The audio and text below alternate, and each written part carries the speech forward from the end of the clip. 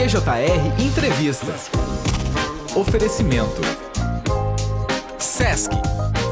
Hoje no presencial, em imagens, conosco nos estúdios da Clube, nossa Collaber oficial de segundas-feiras. Que dá show na segunda-feira, né? Show, é uma das collabs mais repercutidas, né, na semana. Cecília Miller, nutricionista e farmacêutica conosco novamente. Bom dia, Cissa, bem-vinda. Bom dia, Gris, tudo bom?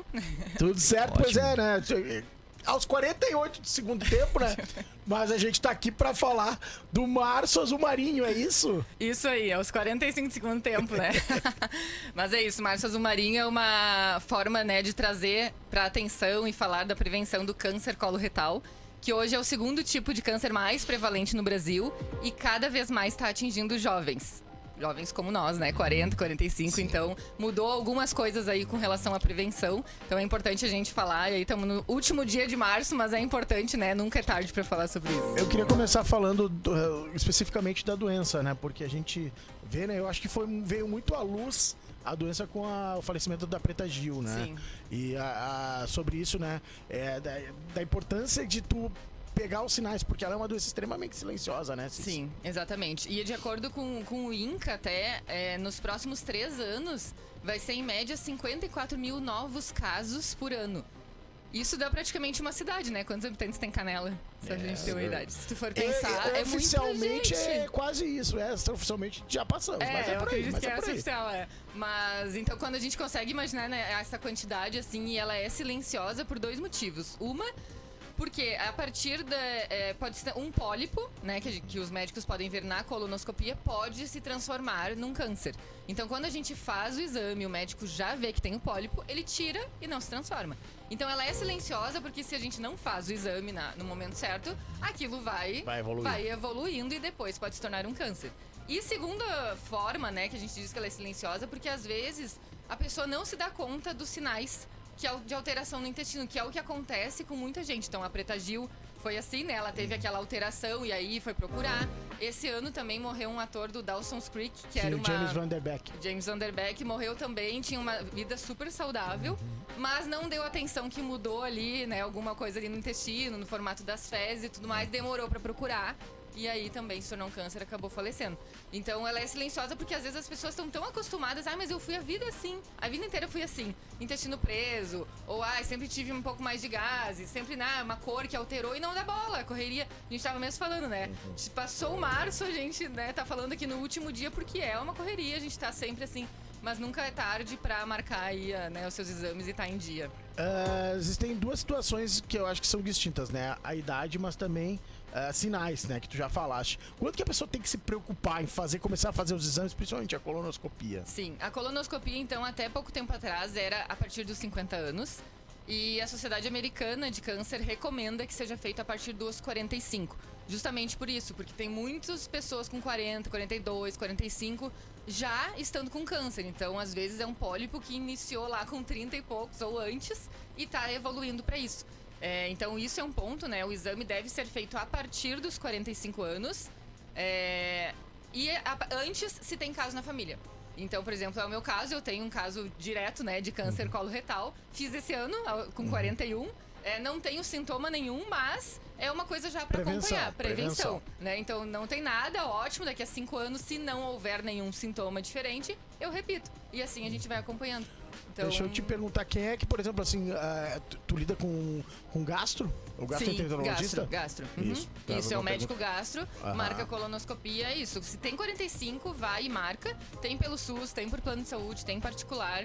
Então, no Brasil, alguns lugares ainda é 50, né? Mas se tu puder fazer com 45, vai, busca, porque é uma forma excelente de prevenção, né? A gente estava comentando aqui antes que se tem um pólipo, o médico já tira. Dependendo da cara do pólipo, ele manda pra biópsia e vê se é ou não e vai acompanhando. Às vezes é menos tempo entre um exame e outro, mas é super importante, é a melhor forma de prevenir. É um exame que não dói, né? Tu dorme, não acontece nada, é de boa e previne, sabe? Vai pro outro lado aí, tudo mais, é a vida, né? Tu acorda, já fez, nem sabe, então, e aí tu fica bem tranquilo, né? É um exame que tá aí justamente, né, pra essa forma de prevenção.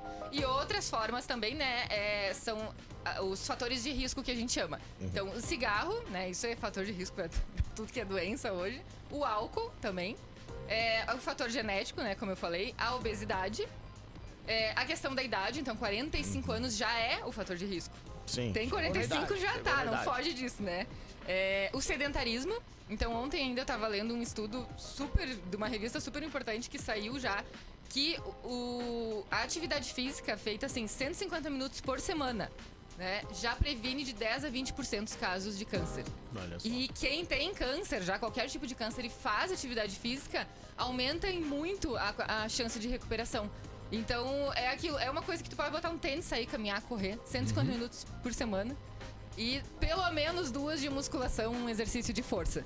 Então, é isso que a gente pode fazer por nós, né? Eu digo que é como se fosse uma reunião, a gente tá sempre cheio de reunião, né? Então é uma reunião com a gente mesmo. Uma hora, não tenho tempo, mas ficar uma hora rolando tela de celular, Exatamente. Né? É uma questão. Até, bom, tu como nutricionista, né, especialista em intestino, né, nossa expert no assunto.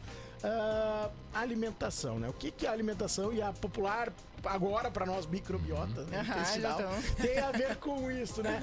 Porque a gente vê muito hoje as críticas e totalmente fundamentadas sobre os ultraprocessados, né, Cissa? Sim. Então eu queria que tu falasse um pouquinho sobre a importância da alimentação nisso. Sim. Então, assim, a microbiota são todos os micro-organismos, né, que vivem no nosso intestino. Então, principalmente as bactérias, são trilhões delas. Eu trabalho com isso no consultório, né? Já analisei aí quase 50 exames. E além de todos os estudos, né? E o que acontece? A gente modula quem mora dentro da gente. É tipo isso. Então, e como a gente é o porteiro, né? A gente é o porteiro, a gente deixa passar. Deixa passar ladrão, deixa passar o bonzinho. Bela tipo analogia. isso. E a gente molda tanto a estrutura, né, do intestino, então a estrutura, a segurança dessa casa para que os ruins não cresçam, né? Assim como a gente molda através da alimentação e da suplementação e dos hábitos de vida e de exercício físico e se fuma, tudo isso. Tudo isso é o que vai moldar quem mora ali. Então, depois de analisar, né, e acompanhar vários pacientes com vários casos, assim, a gente vê que existem muitas pessoas que estão com padrões de microbiota que são de dieta ocidental, que a gente chama. Que é isso, de ultraprocessado, de bebida açucarada, refrigerante, esses sucos de pacotinho, de caixinha, doces, né? Muito coisas de padaria, assim, farinha. Então, tudo isso tu vai alimentando aquelas bactérias que gostam daquilo ali. E aí, muitas vezes, eu tenho pego também muitos exames que estão, assim, praticamente com 0 ou 2% de bactérias protetoras. Então, é como se tu tivesse 98 pessoas querendo invadir aqui e 2 pessoas só pra parar, defender. Entendeu? Não vai conseguir. Então é isso que faz. Então, uma dieta, né, uma alimentação rica em fibras, com frutas, com verduras. É isso que faz essas bactérias boas quererem conseguirem crescer, porque senão não tem comida para elas. Deixa eu te fazer uma pergunta, até porque ainda mais aqui no Rio Grande do Sul, né, que nós somos consumidores vorazes de carne vermelha. E muita gente tem ela como vilão para diversos assuntos. E ao mesmo tempo existem novos estudos que falam sobre a tal da dieta ancestral e tudo mais. Qual que é a tua opinião? Tô saindo um pouquinho do roteiro, mas ao mesmo tempo eu acho que tem a ver, né? Da nutricionista Cecília Miller sobre essa questão da carne vermelha hoje. Então, a carne vermelha é justamente um dos padrões, assim, que dá esse direcionamento ali da microbiota, nos mostrando que é um consumo muito alto de gorduras e de proteínas de origem animal. Então, não é um padrão que a gente vai encontrar em vegetarianos e veganos, por exemplo, né? Então, é um padrão muito mais inflamatório, muito mais. Então, a pessoa automaticamente não é que assim, ela tem um intestino inflamado, não é isso. Mas aquilo gera, às vezes, até umas bactérias acabam liberando toxinas que vai alimentando aquela inflamação. E aí, as pessoas, quando tá num nível, assim, né, a gente chama até do intestino permeável, começa a dar sintomas, assim, de alergia. A pessoa até de encostar num negócio já começa a ter várias alergias. E eu pego casos muito complexos, assim,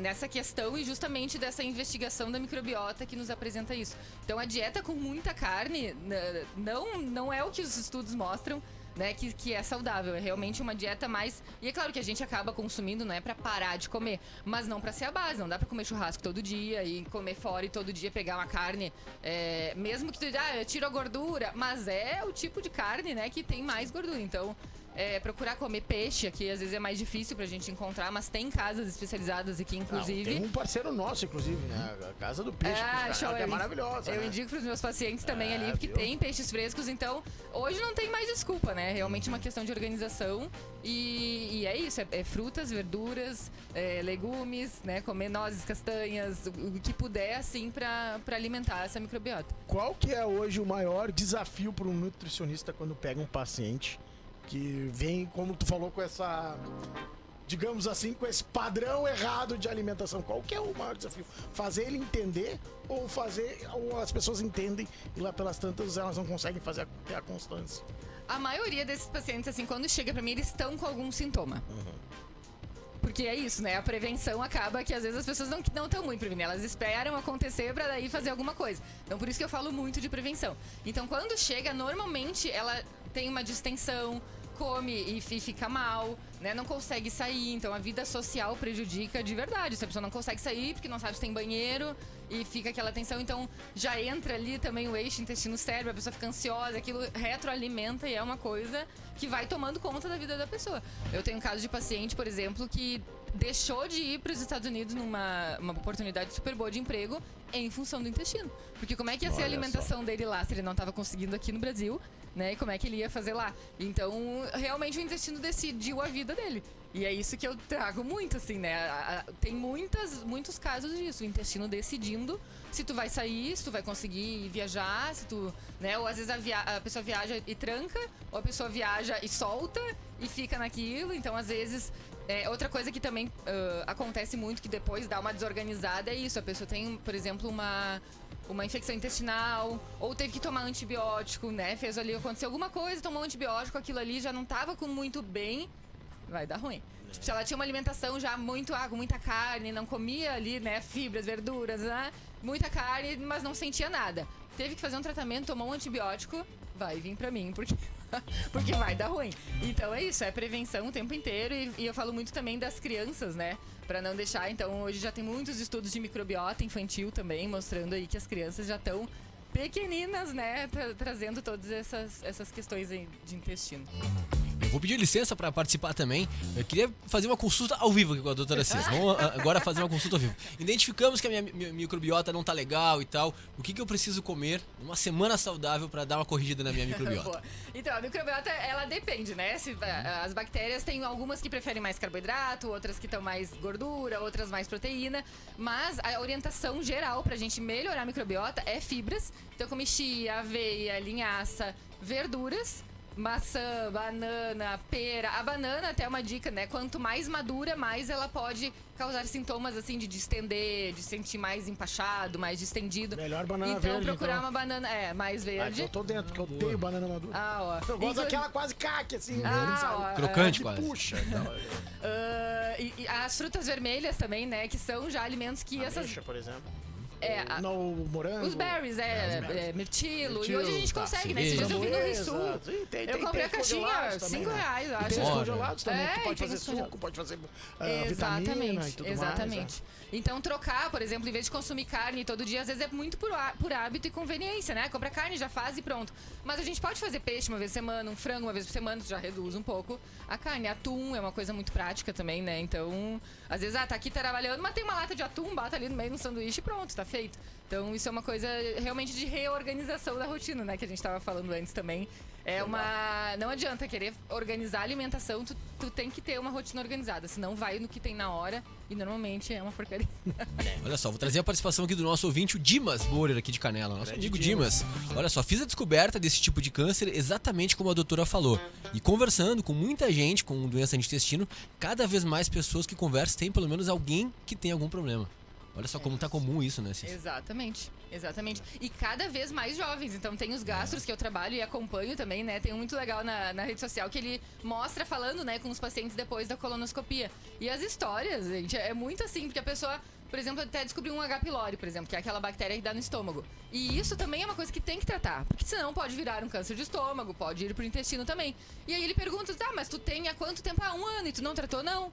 Ele tem 1 ano com o negócio e não tratou, entendeu? Então, Aí é ruim, né? qual a chance, sabe? Dá Então, chance pro azar, né? essa percepção de sangue nas fezes, alteração, então assim, o cocô sai num formato diferente, é o que eu sempre falo, olhem pro vaso sanitário, olhem a cor, o cheiro, né? Às vezes sai ali fezes mais brancas, mais verdes, mas enfim, às vezes pode ser de algo que tu comeu, mas às vezes não é um padrão, não é normal. O normal é tu fazer um cocô leve, como eu digo, sabe?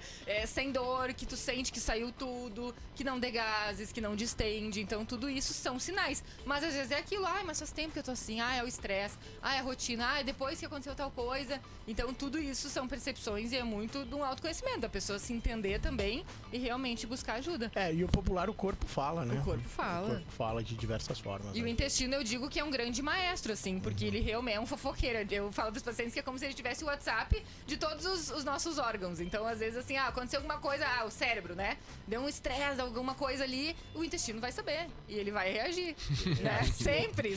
Se conectam ali. Se conecta total. Então, tem o eixo intestino-coração, eixo intestino-cérebro, pulmão, tudo. Ele tá conectado com tudo. Então, se não olhar pro intestino, realmente é um dos fatores, assim, de prevenção de saúde, é olhar pro intestino.